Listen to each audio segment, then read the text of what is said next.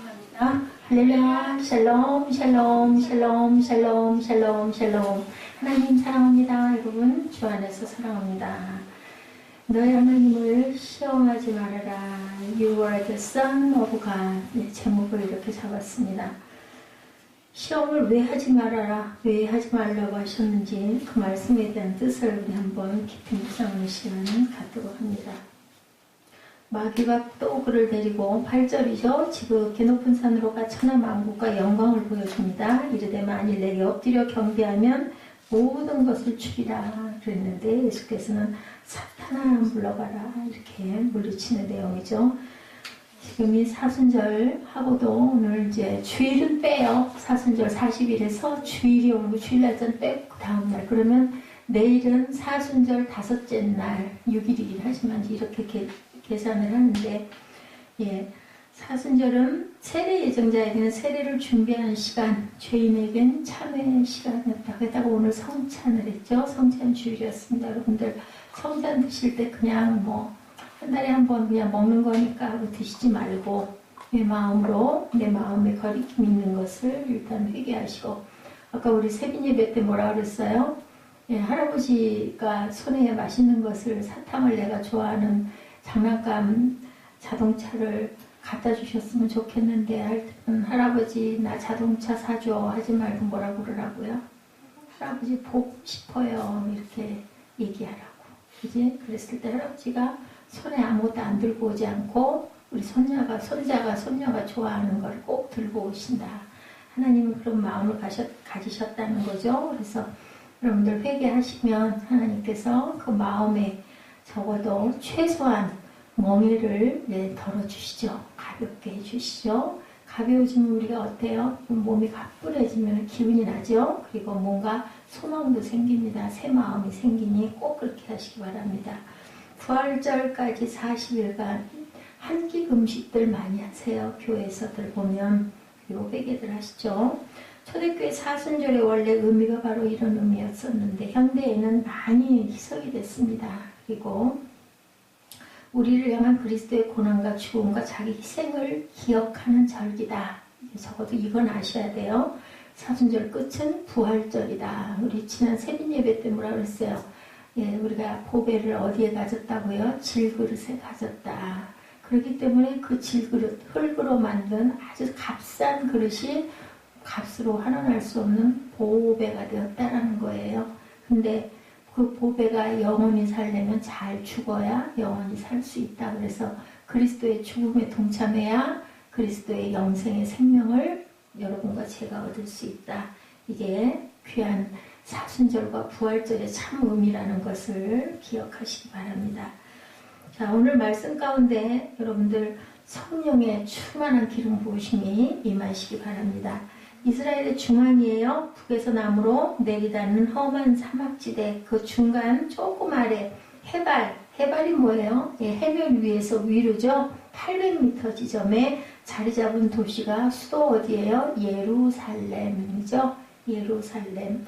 거기서 고원을 타고 남으로 내려오면 지대는 점점 낮아지고 평지가 되고 그 끝에 호수를 만나게 되는데 거기가 유명한 소금 바다 사해가 왜 사해예요? 죽은 바다라고 사해라고 그러죠. 산을 타고 사해로 내려오자면 반드시 거쳐야 할 곳이 바로 오늘 본문에 나오는 유대 광야. 유대 광야에서 무슨 일이 일어났는가? 그죠?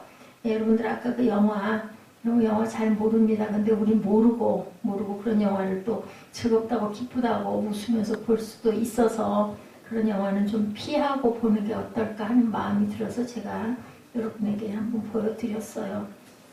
대박에 나오죠? 십자가를 거꾸로 그리는 것, 그건 사탄의 상징이라는 걸. 그래서 한 분이 예언을 했네요. 왜 십자가를 거꾸로 그려놔가지고는 목사님을 당황하게 했는지. 그 광야는 여러분들 유대 광야는 석회암과 자갈이 흩어져 있고 지층은 뒤틀리고 산등성이는 심하게 꼬여 있다고 그래요. 유대 광야가. 그래서 아주 그 광야라는 말 듣기만 해도 왠지 사람이 절대 살 수 없는 곳과 같은 그런 광야 몇 년을 40년을 이스라엘 백성들이 헤맸는데도 죽지 않았죠. 그리고 굶지도 않았고 죽지도 않고 또 옷도 헤어지지 않았다. 하나님께서 먹이시고 입히시고 물이 없다고 그러면 물 주시고 뜨거울 때는 구름으로 그리고 추울 때는 불기둥으로 이렇게 보호하셨죠. 뭐예요? 기적의 역사를 일으키셨어요. 누가? 하나님께서. 한번 햇볕을 받으면 그 일대는 거대한 난로처럼 뜨겁게 용광로처럼 달궈져 50도, 예, 낮에는 영상 50도, 밤에는 영하 50도, 100도의 차이를 어떻게 사냐고요, 사람이. 이런 광야. 밤이 되면 이렇게 기온이 급강하를 한다고 그러죠. 아무튼 그런 곳에서 지금 사건이 시작되고 있는 거예요. 사람이 도저히 살 수 없는 그곳에 어떤 한 사람이 조용히 머물고 있어요. 누구예요? 그의 이름은 바로 예수님. 그죠? 사람의 모습으로 오셨어요. 예수 그리스도가 당한 일이었던 건지 우리가 다 아시죠? 마귀에게 받으신 3가지 시험이 오늘 나타나 있습니다. 지금 광야에는 예수님과 마귀가 결투를 하고 있는 거예요. 사실은 대치를 하고 있죠. 마귀는 뿔이 나는 모습으로 무서운 이빨을 드러내면서 손에는 우리 옛날에 보면은 도깨비, 그저 방망이 같은 아주 뾰족한 무서운 못이 박혀있는 그런 방망이를 가지고 그저 예 아주 후려칠 예수님을 무서운 시뻘건 눈으로 내려 칠듯이 노려보고 있는 모습. 예수님 역시 마귀와 대치하면서 나름대로 분명한 자세를 취하고 계시죠. 그리고 그들은 틈이 보이면 언제라도 잡아 삼킬 듯 노려보고 있어요. 권투 선수처럼 링을 빙빙 돌며 맞서고 있는 것 같은 아주 그 박진감 넘치는 광경이 펼쳐지고 있습니다. 그런데 사실은 이것은 우리가 떠올린 하나의 그 상상, 그죠? 실제는 뭐예요? 예수님이 계신 곳은 광야고 마귀는 눈에 보여요, 안 보여요, 여러분? 마귀 눈에 안 보여요. 그러면 거기엔 뿔이 난 마귀라든지 거룩한 성전이라든지 화려한 도성 같은 게 없어요. 광야에는 아무것도 없죠. 그러니까 이거는 무엇을 뜻하는 것인가를 저와 여러분들이 한번 생각해 봅니다. 마귀의 시험이란 예수님의 생각 속에서 일어난 혼란이다. 그죠? 우리 마음에 뭐가 틈타요? 사탄이 틈타. 나쁜 생각이 틈타죠? 내가 이러다 죽으면 어떡해? 내가 이러다가 망하면 어떡해? 내가 이러다가 실업자가 되면 어떡해? 이런 마음들이 틈틈이 계속 틈을 타는 거예요. 사탄의 마음. 예수님도 40일 동안 그 금식을 하시고 나니 이런 시험이 들지 않았을까? 예, 이것이 갈등이죠. 가장 무서운 시험과 유혹은 외부에서부터 오지 않는다. 내 안에서 일어나는 게 가장 큰. 정말 귀한 말씀이죠. 무릇 지킬 만한 것보다 내 마음을 지켜라. 눈에 보이지 않는 우리의 마음 깊은 곳에서 일어나는 그런 현상. 예수께서 그랬듯이 마귀는 우리의 생각 속에 침투에 들어옵니다. 예수님도 무엇을 입고 오셨어요? 사람의 몸을 입고 오셨어요. 인성으로. 그렇기 때문에 하나님의 영역을 침범할 수가 없었다. 기적을 일으켜서 떡을, 돌덩어리로 떡을 만들어도 되고 높은 곳에서 뛰어내려도 절대로 뼈도 꺾이지 않고 다치지 않는 그런 주님. 누가 천사가 예수님의 발바닥을 탁 손을 올려놔가지고 이렇게 잡아 올릴 수도 있죠. 그리고 그죠? 내가 너한테 경배할 거니까 나한테 전해라. 이렇게 또한 타협을 하자고 천하를 내가 너에게 줄게. 이 모든 아주 그럴듯한 시험을 예수께서는 다 거절을 하는 모습이 나타나 있습니다. 너희 하나님을 시험치 말라. 왜 시험을 하면 안 될까? 이 얘기를 여러분들에게 우리 꿈동이들이 있으니까 되도록이면 재밌게 하고 싶은데 모르겠어요. 우리 사무엘만 잡으면 될 것 같은데 목동이 말을 사면 그 말이 잘 달리고 순응하는지 안 하는지 그걸 보고 말을 사야 되겠죠. 그리고 오늘날 우리 생활에 편리를 주는 여러 가지 기계나 기구를 살 때도 어때요? 전자기계 살 때 잘 작동하는지 제일 먼저 보죠. 불량품인가 아닌가를 보려면 코드를 꼽아보면 알아요. 전기장판 샀다가 코드 불 꼽았는데 따뜻해지지 않으면 불량품이죠. 사람도 마찬가지입니다. 취직하려면 뭐 봐요? 사무엘 뭐가 되고 싶다고? 뭘 봐? 취직하고 싶어. 그러면은 그 회사에서 응시해서 뭘 봐? 시험이라는 걸 봐야 되죠.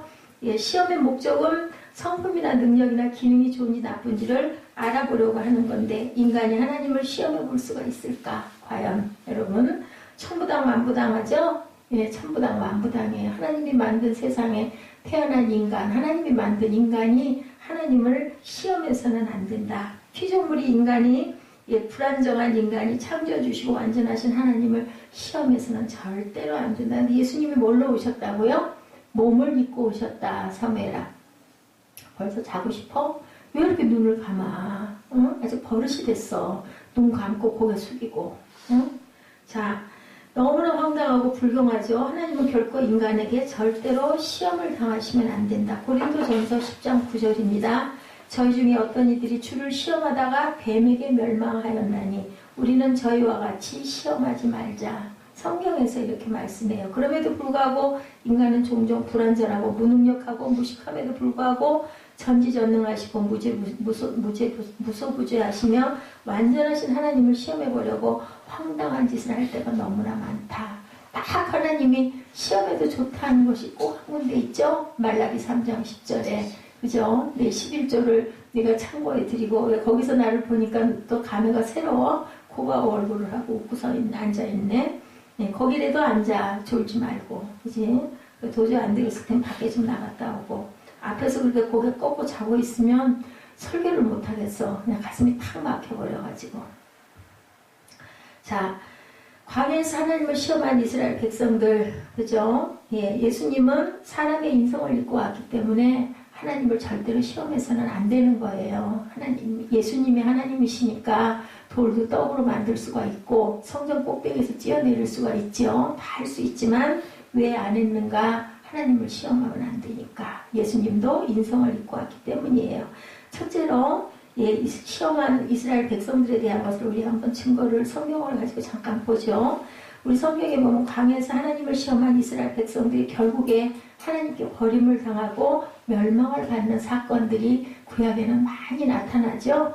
예, 하나님께서 그 땅을 멸하실 때는 왜 멸하세요? 우상 숭배하고 하나님의 말씀을 안 듣고 율법을 지키지 않은 자들에게 하나님이 여러 번 경고하다가 누구를 통해서? 그 시대의 예언자들을 통해서 경고하다가 안 들으면 결국은 거기를 그냥 다른 적국으로 인해서 거기를 다 쳐서 죽여버리는 그런 일들을 여러 차례 전쟁이 그래서 일어나죠.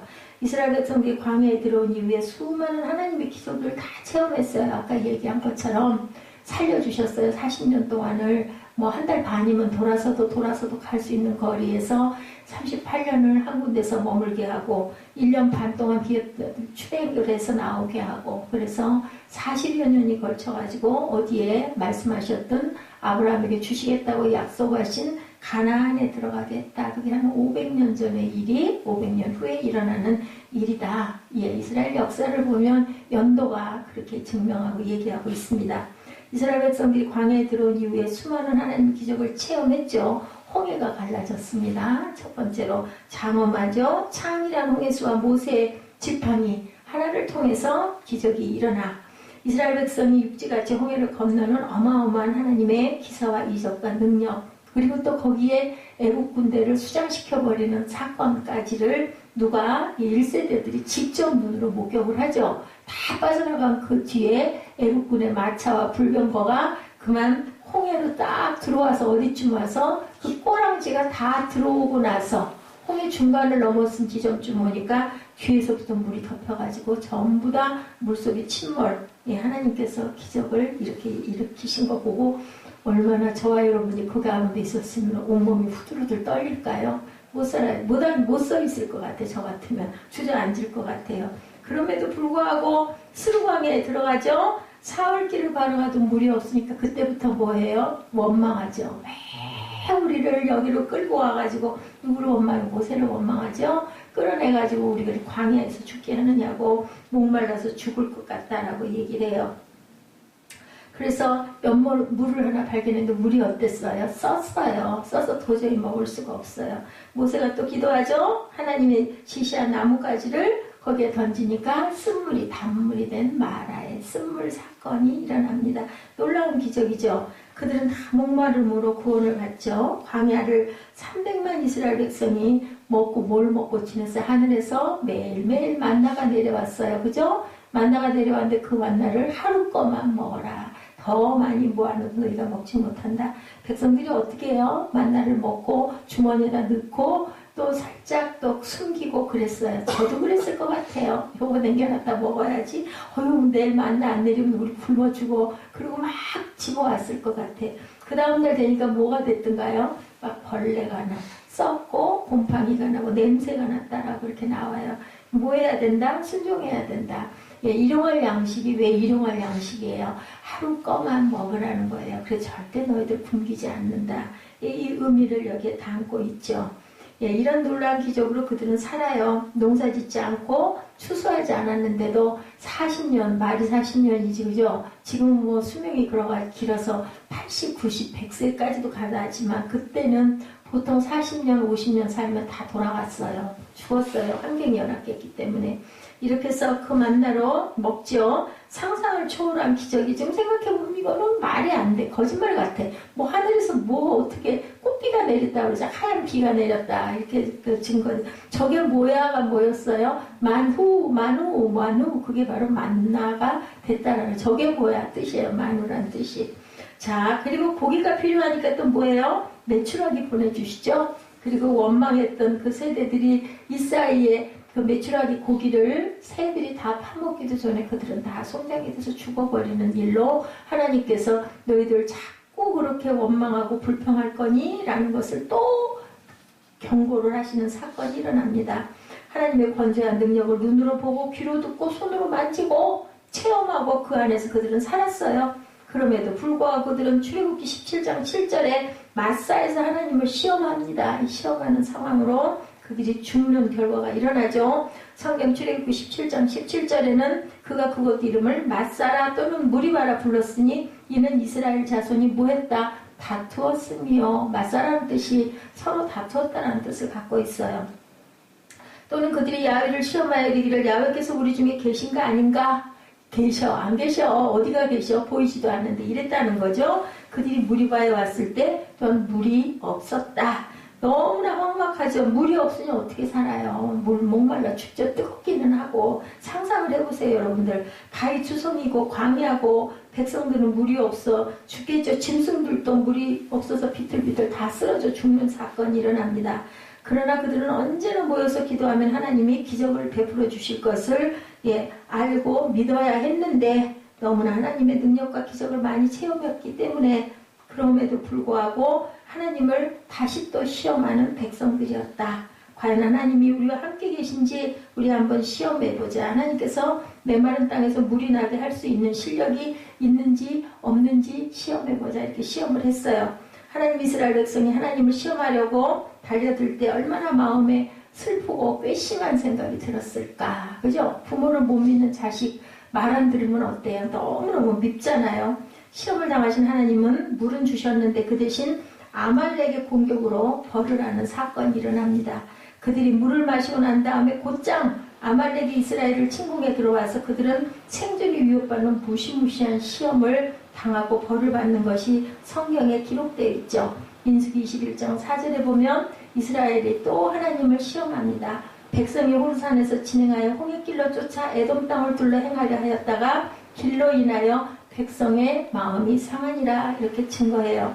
그래서 그들은 말하기를 하나님을 원망 불평하면 하나님이 미워하시고 싫어하신다는 것을 다시 또 깨달은 사건입니다. 이번에 불평할 때도 과연 노하실까? 또 한번 해보자. 이렇게 그 40년 동안 계속해서 하나님을 시험하는 사건들이 일어나죠. 하나님을 두려워하고 떨면서 그들이 불평과 원망을 하지 말아야 되겠는데 어디 한번 하나님을 불평하면 우리에게 진노하시는가 한번 시험해보자. 그래서 그들은 말하기를 광야에서 우리는 이렇게 하다가 죽겠다. 그리고 또 고함을 찔러요. 먹을 음식도 없어, 물도 없어, 만나도 이제 먹기 싫어, 지겨워, 아이고 그만 좀 먹었으면 좋겠어. 모세야 왜 우리를 광야로 데려와서 이 고생을 시키니? 모세와 하나님을 원망하고 시험합니다. 그러니까 하나님이 진노하셨어요. 하나님이 뭘 보내세요? 불뱀을 보내십니다. 불뱀이 이스라엘 백성을 물매 수없이 죽어요. 그들이 하나님을 시험해보고 난 다음에 심판을 받은 거예요. 모세에게 나와 그들이 하나님을 시험한 죄로 회개하자. 하나님께서 모세에게 명하시죠. 불뱀을 뭘로 만들어요? 노수로 만들어서 나무에 매달아라. 그리고 그걸 보라보는 자는 내가 죽이지 않겠다라고 말씀하세요. 그래서 또한 모세가 노뱀을 만들어서 나무에 매달아 높이 세워놓고 이스라엘 백성들을 하여금 그걸 바라보라고 그러죠. 노뱀 사건이죠. 그들이 회개하고 바라볼 때 독에서 해방돼서 살아나는 사건. 예수 그리스도가 나무에 달린다라는 예시를 보여주는 사건이었습니다. 사람들이 하나님을 시험하고도 무사히 통과할 줄 알았는데 하나님은 시험을 당하시면 우리를 불쌍히 여기서 긍휼을 베푸시기는 하지만 반드시 대가를 치러야 된다. 우리 세상에 사는 저와 여러분도 마찬가지라는 걸 꼭 아셔야 돼요. 제가 제 지난 시간들을 이렇게 돌아보고 오늘을 보면 그 말이 정말 100% 맞다라는 것을 생각하게 됩니다. 꼭 있습니다. 시험 때는 하나님이 정하시죠. 하나님은 우리의 시험의 대상이 이렇기 때문에 절대 될 수 없다. 너무나 위대하시고 전지전능하시고 무소부재하시고 온전하신 하나님이다. 누가 그랬어요? 요나가 그러죠? 예, 인내하시고 자비하셔서 이 백성을 절대로 죽이지 않을 줄 믿습니다. 리누에 그 아주 지독한 아말렉들이 있는 그 도시에 가서 회개를 외치려니까 너무나 싫었어요. 싫어가지고 어디로 가요? 예, 다시스로 도망가죠. 그러다가 그만 물속에 빠지는 사건, 그리고 물고기 뱃속에서 3일을 있다 회개하고 토해지고 어쩔 수 없이 느느에 가서 외치죠. 그랬더니 하나님께서 그 백성들이 막 죄를 뒤집어쓰고 회개하니까 살려주려고 하니까 뭐 했어요? 요나가 너무너무 속상해가지고 탁 앉죠. 정자를 틀고 앉으니까 머리에다가 방망포 하나 싹 갖다 들이주시고 아이고 시원해 살겠다 했더니 그냥 그 방망포를 저기 벌레가 갉아먹게 하잖아요. 그러고 나니까 막 나는 죽겠나이다 뜨거워 죽겠나이다 100도 차이가 나니 얼마나 뜨거웠겠어요. 예, 그렇게 해요. 그러니까 네가 이거 지었니? 네가 농사했니? 네가 심었니? 왜 너 화내니? 그렇게 물어보시는 사건 여러분 너무나 잘 알죠. 하나님을 시험한 이방 선지자 발람 얘기가 또 있습니다. 발락과 발람 얘기 아시죠? 우리가 성경에 보면 이방 선지자 발람이 하나님을 시험하다가 종국적으로 멸망을 받는 사건이 나타나요. 모압 왕 발락 이름이 비슷해요. 왕 이름은 발락이고 선지자는 이방 선지자예요. 예, 저 유대인이 아니에요. 이방 선지자 발람의 얘기입니다. 이스라엘을 막기 위해서 이방 선지자 발람을 청해요. 누가? 발락이 이스라엘을 저주해달라고. 예, 그들을 저주해서 죽게 해달라고 부탁을 합니다. 이방 선지자니까 이스라엘하고는 뭐 적대 관계니까 얼마든지 저주할 수 있겠죠. 이방에 있는 선지자 유대인이 아니면서 야훼 하나님을 섬기고 하나님을 성령을 통해 예언한 사람이 발람이었어요. 하나님을 섬겼어요. 이방인인데도 불구하고. 가만히 보니까 발람이 축복하면 축복을 받고 저주하면 저주를 받더라는 거예요. 발락 왕이 보니까. 그래서 그를 불러서 매수를 해서 이스라엘을 좀 저주를 해서 망하게 해라. 이게 뜻이에요. 모압 땅을 통하게 되었는데 모압 왕 발락이 두려워서 그 모압 땅을 지나갈 수가 없는 거예요. 선지자 발람을 청해와서 이스라엘을 저주해달라고요. 그런데 그들이 이스라엘과 전쟁에 이기도록 하기는 원한 거죠. 전쟁에서 그들을 죽이게 해달라고. 그런데 이 모압 왕 발락이 보낸 사자들이 발람의 집에 도착을 했어요. 집에 머물게 하고 발람이 하나님께 기도를 진짜로 했어요. 그랬더니 민수기 22장 12절에 기도할 때 하나님께서 그 밤에 말씀하세요. 예언자니까 기도했더니 말씀을 주셨어요. 하나님이 발람에게 이르시되 너는 그들과 함께 가지도 말고 그 백성을 저주하지도 말아라. 이렇게 말씀을 하신 거예요. 그들은 복을 받은 자니라 분명하게 말씀해 주셨어요. 가지도 말고 그들과 섞이지도 말고 저주도 절대 하면 안 된다. 그 백성은 복받은 사람이다. 그래서 발람은 발락이 보낸 사람에게 얘기해요. 그대로. 하나님이 못 가라 하신다. 가지 말라고 하신다. 그러므로 발락 왕이 그 집에 은금을 가득히 채워서 내게 준다 해도 내가 하나님의 말씀을 거역하고 갈 수는 없다. 이 사자들이 돌아가서 모압 왕 발락에게 이 사실을 말해요. 발람 왕이 더 높은 귀족들의 대표단을 만들어서 또 보내요. 예, 발락 왕이. 그러니까 발람이 한 번 더 하나님이 하지 말라고 했으면 하나님의 뜻이 분명하니까 그냥 되돌려 보내야 되는데 어땠을까요? 싹 마음에 한 번 더 기도해 볼까? 저 금은 보화가 다 내게 되는데. 그죠? 안 그렇겠어, 예지야? 그래 보고 싶지 않겠어? 한 번쯤 기도 더 해보고, 하나님 그래도 자꾸 발람 왕이 이렇게 해달라고 하는데 안 될까요? 물어볼 수 있잖아. 그러니까 그들을 딱 접대서 내 집에 머무르소서 하고는 다시 또 기도를 했어요. 그랬더니 예, 우리 집에 머무소서 하나님이 뭐라 말씀하신 내가 또 한 번 기도해 보리이다.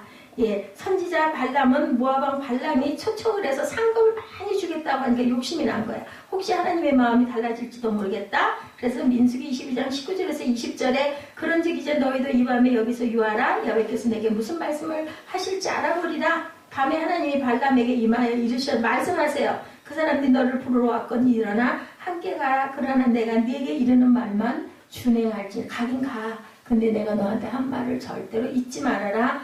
하나님 왜 일구이연하세요? 안 된다고 하시더니 왜 가라고 하세요? 이렇게 얘기를 해야 되겠죠. 예, 그런데 시험하는지는 하나님이 반드시 벌하는데 분명히 저주하지도 말고 가지도 말고 예, 그 백성은 축복받은 백성이라고 했는데도 불구하고 선물을 주겠다고 오라는 초청을 받자 예, 그거를 그 귀족들을 머물게 하고 이게 문제였던 거예요. 그래서 이제 가라고 그래요. 그리고 너 그 대신 내가 한 말 잘 기억해라. 아, 발람이 기분이 좋아서 말을 타고 종자를 데리고 사자들과 함께 걸어가는데 무슨 사건이 일어나요? 예지 몰라? 기억 안 나? 말이 길에서 변한 거는 어디로 뛰어들어? 밭으로 뛰어들어. 길로 안 가고. 그러니까 이 발람 선지자가 너무너무 화가 나가지고 말을 막 때려줘요. 얘 때려서 길러 오니까 길 옆에 있는 담에 막히대에서 타고 있는 발람의 다리를 얘 사가게 누가? 말이. 너무나 화가 나서 지팡이로 말을 때리니까 말이 이제는 가지 않고 꿇어 앉아버려요. 발람이 화가 나서 말을 때리니까 말이 갑자기 뭐해요? 예지야 말을 해. 말이. 뭐라고 말해? 왜 나를 3번이나 때려? 네가. 내가 나를 순종하지 않았기 때문에 때린다. 내가 언제 평생을 당신이 타고 다니는데 불순종한 적이 있더냐? 그런데 하나님이 눈을 뜨게 하시니까 발람이 보니까 천사가 칼을 들고 골목길에 서 있어. 말이 아니라 그 말이 천사로 보이는 거예요.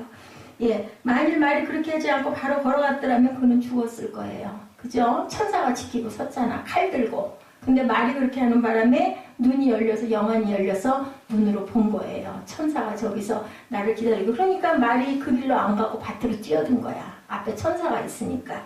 하나님을 시험하고 불순종하면 반드시 하나님의 심판이 다가온다. 그래서 발람이 내가 범죄였습니다. 그리고 하나님께 예, 기도하죠. 빌죠. 이렇게 노하실 줄 몰랐으니 내가 돌아가겠나이다 하니까 하나님께서 내친 김에 가거라 이렇게 말씀하세요. 그래서 그는 가서 이스라엘을 저주해 보려고 하죠. 그런데도 불구하고 거듭거듭 그는 하나님을 또 시험한 거예요. 첫 번째 그는 발라반과 신하들과 함께 바알 산당에 올라가서 7단을 쌓고 수송아지 7, 수염 7을 준비해서 하나님께 제사를 드리고 이스라엘 백성을 저 멀리서 바라보고 저주하려고 그랬어요. 그런데 하나님의 성신이 임하여서 저주 대신 축복을 하고 말아요. 이 발람 선지자가 나는 저주를 하려고 그랬는데 성령이 그렇게 하게 한 거예요. 입으로 저주를 못하고 축복을 해버렸어. 민수기 23장 7절에서 12절에 발람이 노래를 지어 가로되 발락이 나를 아람에서 모압 왕이 동편산에서 데려다가 이르기를 와서 나를 위하여 야곱을 저주하라 와서 이스라엘을 꾸짖으라 하도다. 하나님이 저주치 아니하신지를 내가 어찌 저주하며 야훼께서 꾸짖지 아니하신 자를 내가 어찌 꾸짖을꼬 내가 바위에서 그들을 보며 작은 산에서 그들을 바라보니 이 백성은 홀로 처할 것이라 그를 열방 중에 하나로 여기지 않으리로다. 야곱의 티끌을 뉘능히 계산하며 이스라엘 4분의 1을 뉘능히 계수하고 나는 의인의 죽음같이 죽기를 원하며 나의 종말이 그와 같기를 바라도다 하며 발락이 발람에게 이르되 그대가 어찌 내게 이같이 행하느냐 나의 원수를 저주하라고 그대를 데려왔거늘 그대가 원존히 축복하였도다. 대답합니다. 야훼께서 내 입에 주신 말씀을 내가 어찌 말하지 아니할 수 있으리까. 저주하라고 데려오니까 축복하죠. 이 말씀에 놀라운 말이 하나님이 저주하시는 백성을 내가 어찌 저주할 수가 있겠느냐 이렇게 얘기하는 거죠. 그쯤 되었으면 그냥 돌아가야 되죠. 근데 그는 발락 왕에게 말하기를 비스가산 꼭대기에 올라가서 다른 편에서 이스라엘을 바라보면서 그곳에 또 한 제단을 세워가지고 7단을 쌓고 수송아지 7과 순양 7을 준비해달라고 또 얘기해요.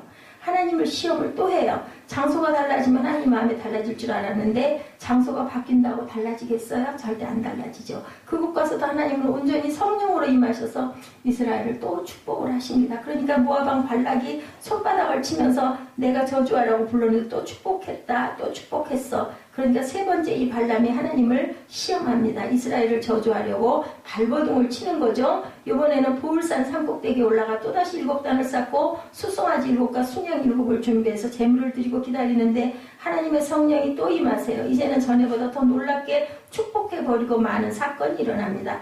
발람이 하나님을 한 번 시험하고 2번 시험하고 3번도 시험해도 하나님의 뜻은 변하지 않고 이스라엘을 축복하죠. 그 결과 나중에 이스라엘이 가나안 땅에 들어올 때 이방 선지자 발람은 이스라엘의 칼날에 맞아 죽는 사건이 일어납니다.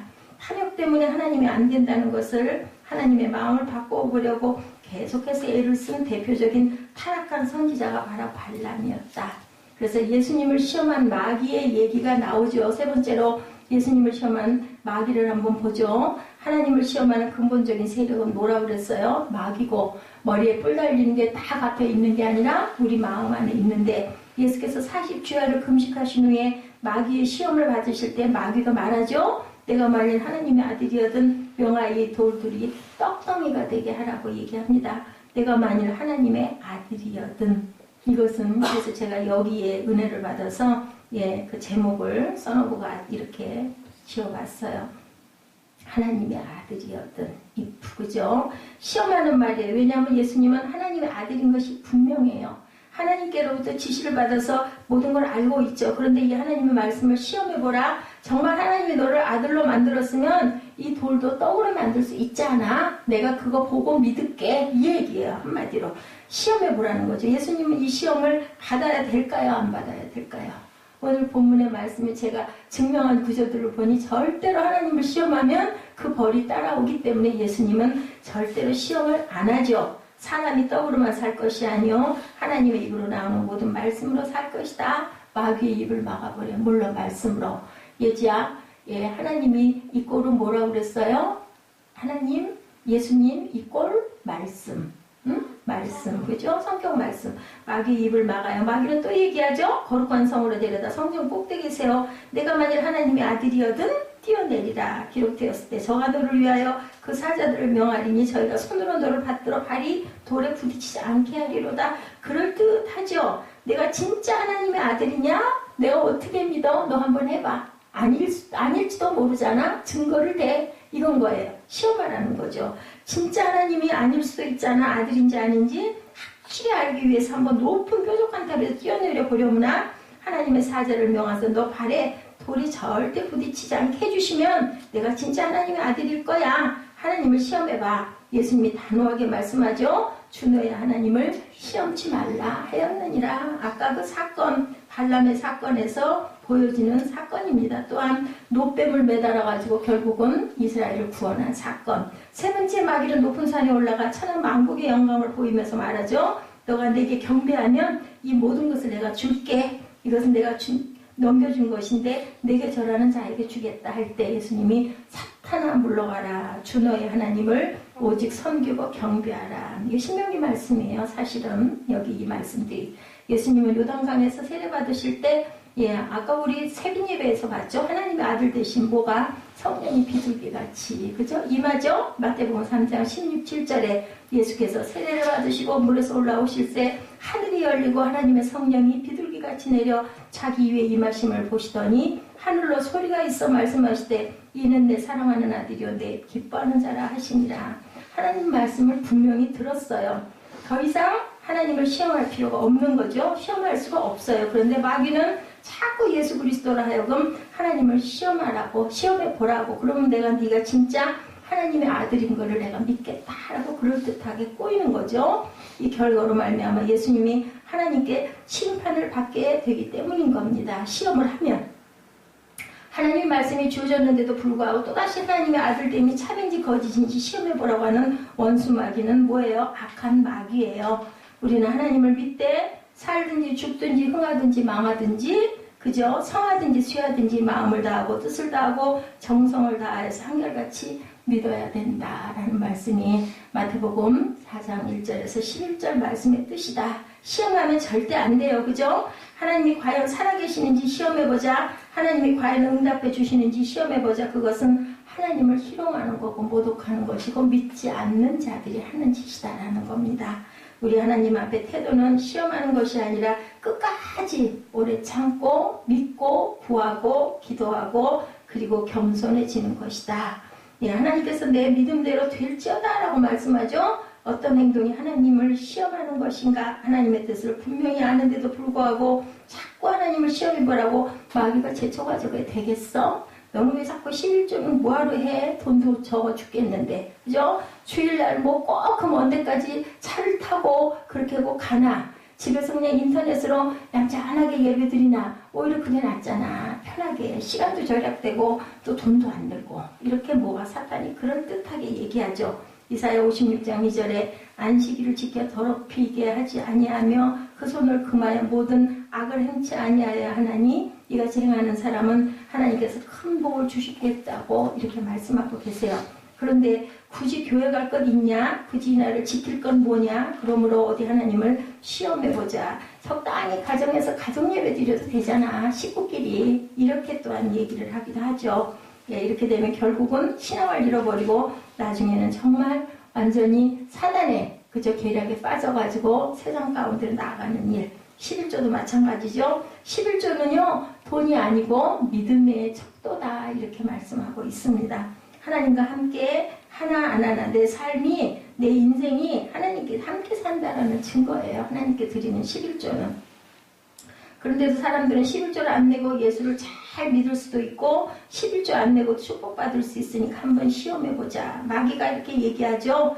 예, 이거 굉장히 시험을 당합니다. 11조. 그게 액수가 작지가 않죠. 뭐 한 500만 원 아니면 한 1000만 원 아니면 뭐 1억. 그죠? 사업가들 특히. 그렇기 때문에 그 사업가들은 하나 할 때마다 그냥 11조를 드린다 하더라고요. 한꺼번에 드리면 너무나 금액이 많아서 할 수가 없기 때문에. 고린도전서 3장 16, 17절에 너희가 하나님의 성전인 것과 하나님의 성령이 너희 안에 거하시는 것을 알지 못하느냐. 누구든지 하나님의 성전을 더럽히면 하나님이 그 사람을 멸하시리라. 하나님의 성전은 거룩하니 너희도 그러하니라. 이렇게 얘기합니다. 세상 속에 방종과 세속 속에 꽉 들어차서 적당히 예수 믿으면서 음란하고 세속적인 삶을 살자. 어때? 그거 다 누리고 살라고 하나님이 주셨는데 아까 그 영화도 마찬가지고 이래서는 안 된다. 우리가 하나님의 성전이 내 몸이고 그리고 하나님의 성전은 거룩하니 너희도 거룩해야 된다. 디모데후서 2장 21절에도 그러므로 누구든지 이런 것에서 자기를 깨끗하게 하면 귀히 쓰는 그릇이 되어 거룩하고 주인의 쓰심에 합당하며 모든 선한 일에 예비함이 되리라 말씀합니다. 우리가 믿고 순종하고 사는 것은 헛되다. 세상에 취하여 부정부패하고 음란방탕으로 사는 것은 지혜롭다. 이렇게 하나님을 시험해보고자 하는 자는 반드시 하나님의 심판이 온다라는 것. 예, 이게 시험치 말아야 할 이유입니다. 네 번째로 하나님의 진실함을 의심하기 때문에 우리가 하나님을 시험하지 말아야 된다. 하나님을 원망했던 모든 1세대들이 그래서 가나안에를 못 들어간 거예요. 하나님의 진실성을 의심하고 하나님을 거짓말쟁이로 만들기 때문에 하나님을 시험하는 것은 죽음을 재촉하는 거죠. 목숨을 내놓는 거예요. 시편 33편 4절에 야훼의 말씀은 정직하며 행사는 진실하도다. 민수기 14장 22, 3절에 나의 영광과 애국과 광야에서 행한 나의 이적을 보고도 이같이 몇 번이나 10번이나 나를 시험하고 내 목소리를 청종치 아니한 그 사람들은 내가 그 조상들에게 맹세한 땅을 결단코 보지 못할 것이요 또 나를 멸시하는 사람은 하나라도 그것을 보지 못하리라. 10번이나 시험을 했어요. 10번이나. 하나님을 시험하는 것은 하나님의 진실성을 의심하고 하나님을 멸시하는 행동이기 때문에 하나님을 절대로 시험하지 말아야 된다. 민수기 23장 19절에 하나님은 인생이 아니시니 시건치 아니하시고 인자가 아니시니 후회가 없으시도다. 어찌 그 말씀하신 바를 행치 않으시며 하신 말씀을 실행치 않으시랴. 절대로 변치 않으셔야 된다. 그렇지 않으면 탐욕으로 말씀을 대적하게 된다고 로마서 10장 17절에도 그러므로 믿음은 어디서 들음에서 들음은 그리스도의 말씀으로 말미암느니라.